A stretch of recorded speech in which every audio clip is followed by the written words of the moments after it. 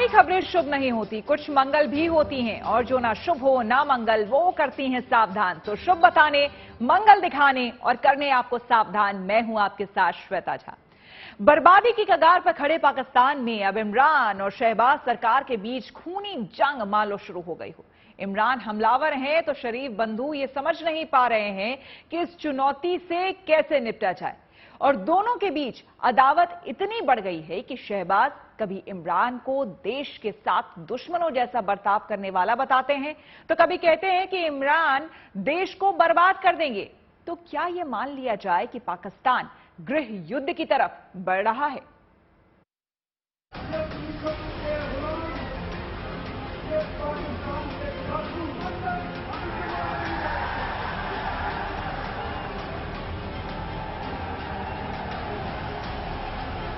पाकिस्तान के पूर्व प्रधानमंत्री इमरान खान अपने आजादी हकीकी मार्च के जरिए शहबाज शरीफ सरकार को सत्ता से उखाड़ फेंकने का दम भर रहे हैं। हालांकि गुजरावाला में इमरान पर जानलेवा हमला हुआ, गोलियां चली, लेकिन वो बच गए और अब उस सदमे से उबर भी चुके हैं। Mark, look, 3.5 years I was the Prime Minister. The intelligence agencies worked under me. So I know how they operate. I know exactly what happened. I predicted this almost 6 weeks ago when they first accused me. A video film was made accusing me of blasphemy. लेकिन इमरान ने एक television channel को दिए interview में कहा कि उन्हें लगता है कि वो लोग फिर कोशिश कर सकते हैं, लिहाजा उनकी जिंदगी पर मंडरा रहा खतरा अभी टला नहीं है। फिलहाल इमरान का लॉन्ग मार्च दोबारा से शुरू हो चुका है और वो इस्लामाबाद की तरफ तूफान की तरह बढ़ रहा है, जिसकी वजह से शहबाज शरीफ सरकार और सेना बौखलाई हुई है। लेकिन इमरान इस्लामाबाद पहुंचने पर अड़े हुए हैं। इसके पीछे जो सबसे बड़ी वजह है वो ये कि उनके इस मार्च में भारी तादाद में लोग उमड़ रहे हैं। इंशाअल्लाह इमरान खान अल्लाह ताला नु जिंदगी तंदुरुस्ती दे, जिन्ना चिर जिंदे असीं उहदे नाल असीं इन्हां नाल मुकाबला करके छड्डांगे। असीं इंशाअल्लाह मुकाबला करांगे। इमरान खान और शहबाज शरीफ सरकार के बीच जो रस्साकशी चल रही है उस विवाद की जड़ में नए आर्मी चीफ की नियुक्ति है। पाकिस्तान में प्रधानमंत्री ही आर्मी चीफ की नियुक्ति करता है और उसके बाद आर्मी चीफ के इशारे पर ही पाकिस्तान के प्रधानमंत्री काम करते हैं। यही वजह है कि जो नया आर्मी चीफ बनेगा वही ये तय करेगा कि देश का अगला प्रधानमंत्री कौन होगा। यही वजह है कि इमरान खान को ये टेंशन है कि अगर नया आर्मी चीफ उनके पसंद का नहीं हुआ तो फिर उनकी राजनीति में ग्रहण लग जाएगा। इनकी बिजनेसेस बाहर हैं, तो इसका कितना है कि कितनी फिक्र होगी इसको पाकिस्तान की कि मैं इतने अहम ओहदे में मेरिट पे फैसला करूं। इसने मेरिट में जिंदगी में कभी फैसले नहीं किए और लिहाजा हम ये समझते हैं कि ये बड़ा अहम टाइम है पाकिस्तान में। इसमें फैसले मेरिट पे होने चाहिए और खास तौर पे आर्मी चीफ के। और मैं ये अब देख रहा हूं कि हुकूमत ने फैसला किया कोई आर्मी एक्ट के अंदर तब्दीली लाने के लिए। वहीं इमरान अगर अपने मनपसंद का आर्मी चीफ नियुक्त करवा लेते हैं तो ये जरूरी नहीं है कि नया सेना प्रमुख उनके प्रति ईमानदार रहेगा या नहीं, ये कहना मुश्किल होगा। आर्मी चीफ जनरल बाजवा को नवाज शरीफ ने 2016 में चुना था और उसी बाजवा ने 2017 में नवाज शरीफ को प्रधानमंत्री पद से बर्खास्त करवा दिया और नवाज शरीफ को पाकिस्तान छोड़कर भागने पर मजबूर होना पड़ा। पाकिस्तान अभी 2 साइडेड मैच हो रहा है। एक साइड में इमरान और उसके आर्मी के अंदर के सपोर्टर्स और दूसरा साइड है पाकिस्तान आर्मी और शरीफ फैमिली, अब इस केस में शहबाज शरीफ। तो ये लड़ाई चल रही है। तो इमरान खान पीटीआई प्लस उसके सिंपैथाइजर्स आर्मी में, तो ये दोनों ग्रुप का द्वंद्व चल रहा है। अब दोनों ग्रुप में यदि आप सचमुच में देखो तो ट्रुप्स हैं आर्मी के पास, आईएसआई है आर्मी के पास, गुंडों की फौज आईएसआई के पास है, लश्कर तौबा आईएसआई के पास है, जैश ए मोहम्मद एचएम आईएसआई के पास है, अलकायदा तालिबान सबके संपर्क में तो है आईएसआई। तो आईएसआई इतना इंपॉर्टेंट प्लेयर है, वो शहबाज शरीफ के साथ है। वहीं बर्बादी की कगार पर खड़े पाकिस्तान में इमरान और सेना के बीच खुली जंग शुरू हो चुकी है। इमरान ने अपने ऊपर हुए हमले में प्रधानमंत्री शहबाज शरीफ, गृह मंत्री राना सनाउल्लाह और सेना के एक सीनियर अफसर पर साजिश का आरोप लगाया है। वहीं सेना और शरीफ बंधुओं पर जमकर निशाना साध रहे हैं। आप जिधर मर्जी दुनिया में भागते फिरें हाथ लेके कि जी इधर पैसे दें और इधर पैसे दें, कर्जे दें या एड लें, लोगों के घुटने गोडे पकड़ें, और ये पकड़ रहे हैं। 30 साल से ये दो खानदान हुकूमत में हैं। ये सब जो गोरा रंग आता तो उसके पैर में गिर जाते हैं। हर जगह जाके पैसे मांगते हैं कि मैं मांगने तो नहीं आया लेकिन मैं मजबूर हूं। मजबूर किसने किया है? ये दो खानदान तो 30 साल से इख्तिदार में है और ये जाके लोगों से पैसे मांगते रहे। इमरान खान अपने लॉन्ग मार्च को असली आजादी कहते हैं और ये कहना नहीं भूलते कि उनके इस मार्च से राजनीति का कोई लेना देना नहीं है। लेकिन जब वो इस मार्च में सरकार और सेना को निशाना बनाते हैं तो भला कोई इससे कैसे इनकार कर सकता है? मैं इसलिए जो अपनी लॉन्ग ये जो मेरी मार्च है ये कोई पॉलिटिक्स नहीं है। मैं ये समझता हूं कि ये मुल्क की फ्यूचर के लिए हम लड़ रहे हैं। हम अब पाकिस्तान के मुस्तकबिल की जंग लड़ रहे हैं। ये पॉलिटिक्स से बहुत ऊपर चीज है। ये आजादी की जंग है, इन चोरों से आजादी की, और ये जो बैरूनी साजिश के तहत हमारे ऊपर बैठाए हुए हैं इनसे आजादी की ये जंग है। ये अब ये जो जहाद है ये फैसला करेगी कि पाकिस्तान ने जाना किधर है। क्या इन चोरों की गुलामी करनी है या एक आजाद खुद मुख्तार एक बाइज्जत मुल्क बन के रहना है? ये तो इसका फैसला होगा। वहीं अपने आजादी हकीकी मार्च को लेकर इमरान खान को कोर्ट से बड़ी राहत मिली है। पाकिस्तान के सुप्रीम कोर्ट ने उस याचिका को खारिज कर दिया है जिसमें इमरान के लॉन्ग मार्च को रोकने की मांग की गई थी। कोर्ट ने कहा कि ये राजनीतिक मुद्दा है और इसे राजनीतिक रूप से ही हल किया जाना चाहिए। दरअसल सत्तारूढ़ गठबंधन पीडीएम के सांसद कामरान मुर्तजा ने पाकिस्तान तहरीक-ए-इंसाफ के लॉन्ग मार्च के खिलाफ याचिका दाखिल की थी। चीफ जस्टिस उमर अता बंदियाल की बेंच ने इस याचिका पर सुनवाई की। बेंच में दो दूसरे जज जस्टिस अतहर मिन्लाह और आयशा मलिक शामिल थीं। हम इस मुल्क में कानून की हुक्मरानी चाहते हैं और कानून की हुक्मरानी खुशहाली नहीं लेके आएगी, वो लोगों को आजाद भी करेगा। जो हम हकीकी आजादी की बात करते हैं कि अगर मुल्क के एक्स प्राइम मिनिस्टर, सबसे बड़ी पाकिस्तान की पार्टी का सरबराह, अगर मैं अपनी एफआईआर रजिस्टर नहीं करवा सकता, मेरे ऊपर कातलाना हमला हुआ है, मुझे पता किसने किया है, तहकीकात में हो सकता है साबित हो कि वो नहीं है लोग, लेकिन ये तो मेरा हक है। आइन मुझे ये हक देता है कि मैं उनकी निशानदेही करूं और उनकी इन्वेस्टिगेशन करवाऊं। अब सवाल है कि क्या इमरान का ये लॉन्ग मार्च इस्लामाबाद पहुंचेगा या फिर बीच रास्ते में ही रोक दिया जाएगा? गृह मंत्री राना सनाउल्लाह ने दो टूक कहा है कि किसी भी तरह की ज्यादती बर्दाश्त नहीं की जाएगी। लेकिन अगर इमरान और उनके समर्थकों को हटाने के लिए सरकार पुलिस और सेना की मदद लेती है तो इसका फायदा इमरान को ही मिलेगा। इमरान खान की पार्टी ने इस्लामाबाद में एक रैली का ऐलान किया है और इसके लिए सरकार से परमिशन भी मांगा है, लेकिन सरकार ने फिलहाल इसकी अनुमति नहीं दी है। वहीं ये आशंका भी बढ़ती जा रही है कि क्या इमरान खान पाकिस्तान को गृह युद्ध की तरफ झोंक रहे हैं। Bureau report, good news today.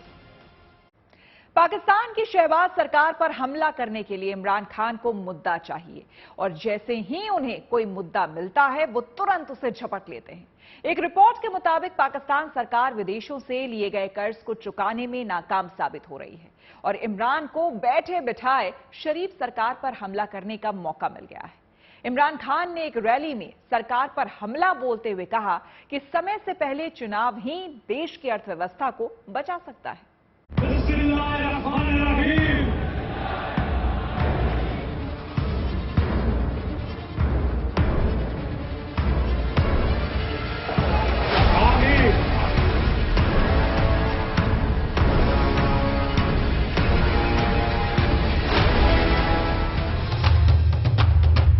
Pakistan के पूर्व प्रधानमंत्री इमरान खान शहबाज शरीफ सरकार पर हमला करने का कोई मौका नहीं छोड़ते हैं।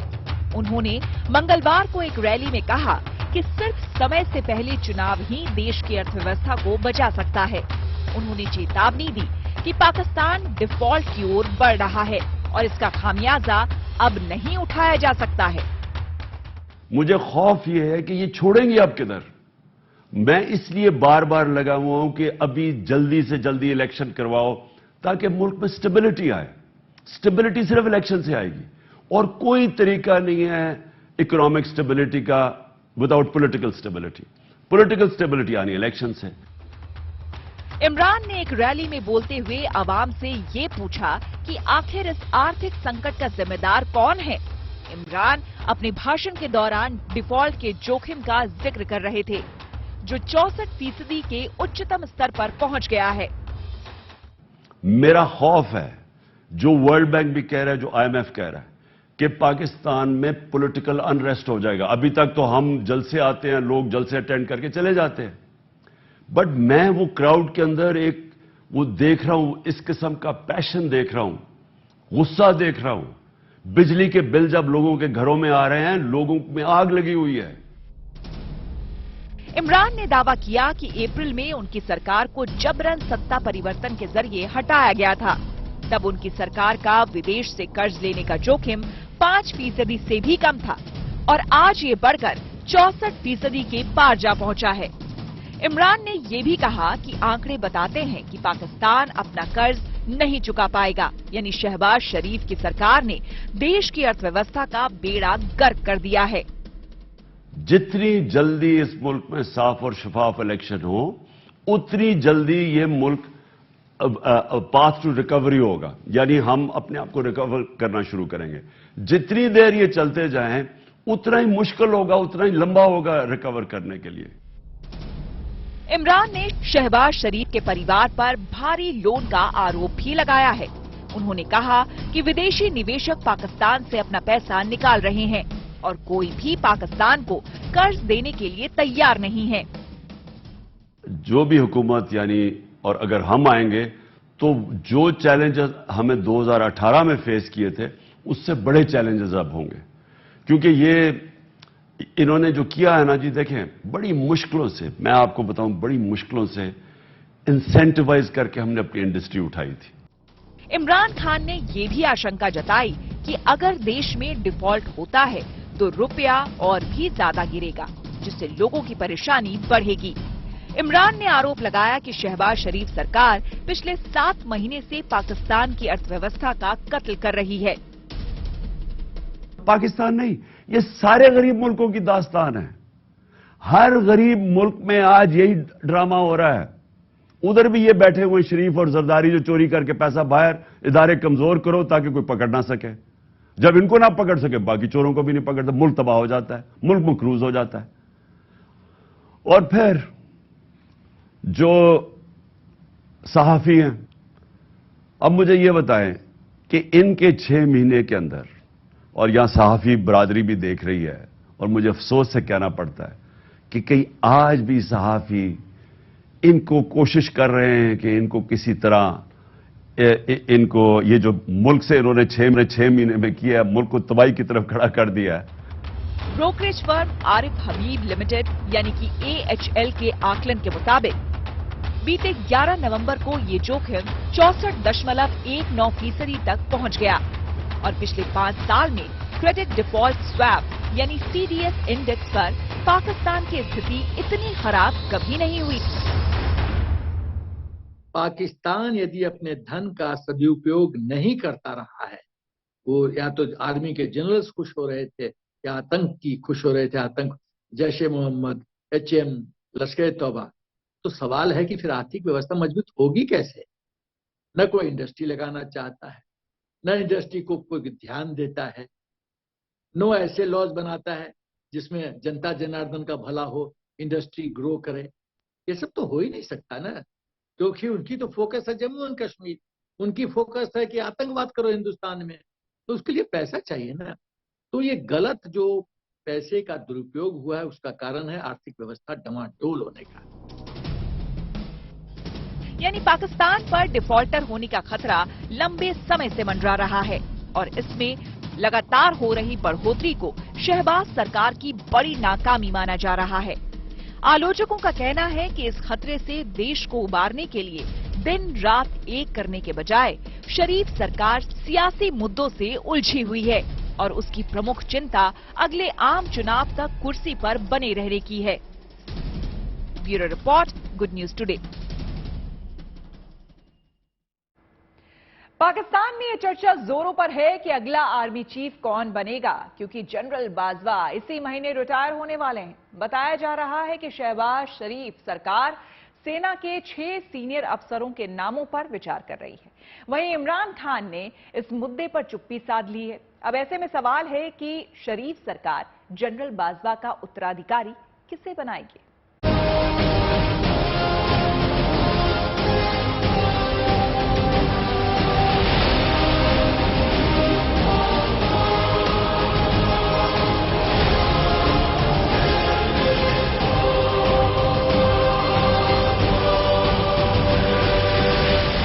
पाकिस्तान के पूर्व प्रधानमंत्री इमरान खान अपने आजादी हकीकी मार्च के जरिए शहबाज सरकार की हकीकत की पोल खोल रहे हैं।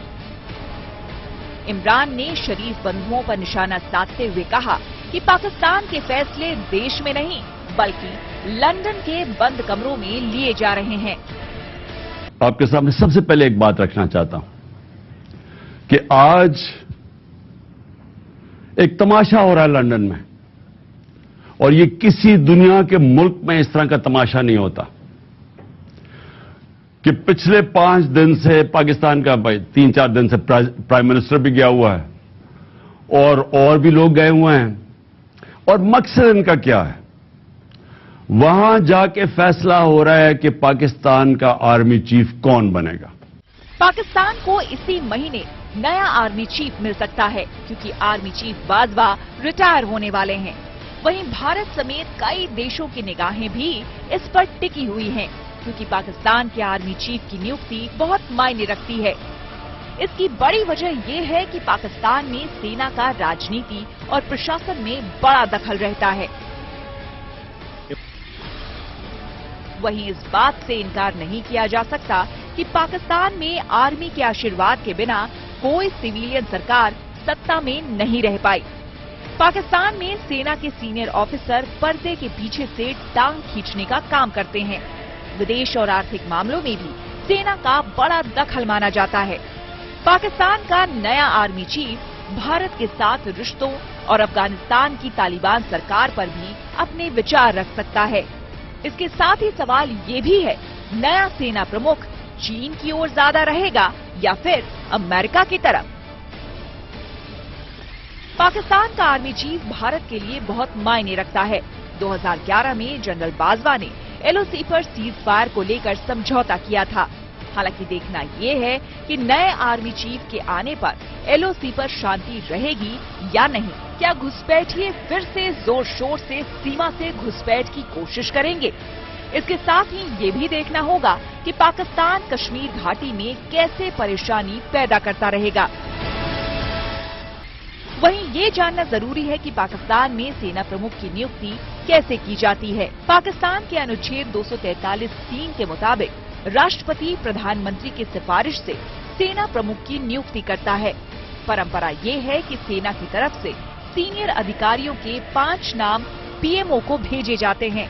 इसके बाद रक्षा मंत्रालय और कैबिनेट से 1 नाम की सिफारिश राष्ट्रपति से की जाती है। इसके लिए रिटायर होने वाले सेना प्रमुख से भी सलाह ली जाती है। सलाहकारों से बातचीत के बाद इसे राष्ट्रपति की मंजूरी के लिए भेजा जाता है। ऐसे में सवाल ये है कि जनरल बाजवा की जगह कौन पाकिस्तान का नया आर्मी चीफ हो सकता है। फिलहाल जनरल बाजवा की जगह आर्मी चीफ बनने के लिए 6 नामों की चर्चा है।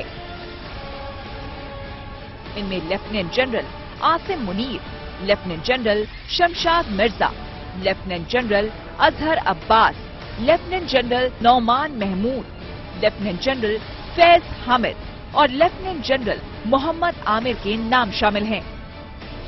हालांकि पाकिस्तान में लोकतंत्र प्रक्रिया सिर्फ दिखावे के लिए है।